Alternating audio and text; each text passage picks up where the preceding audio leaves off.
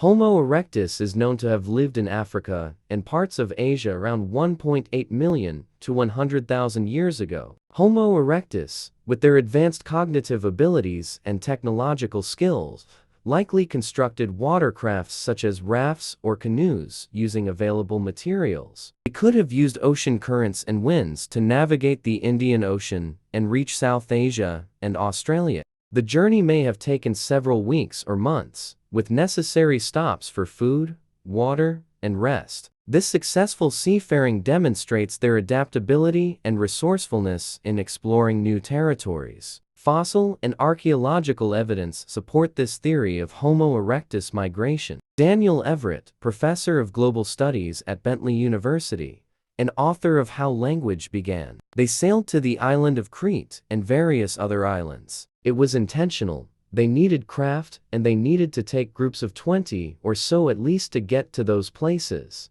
Daniel Everett, professor of global studies at Bentley University, and author of How Language Began. They sailed to the island of Crete and various other islands. It was intentional. They needed craft, and they needed to take groups of 20 or so at least to get to those places.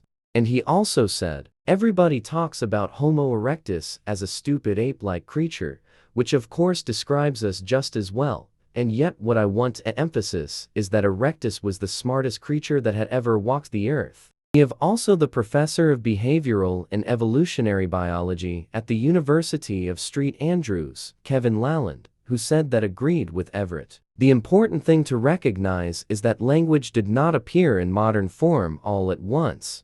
And in the other hand, Chris Stringer, head of human origins at the Natural History Museum in London, said, I don't accept that, for example, Homo erectus must have had boats to get to Flores.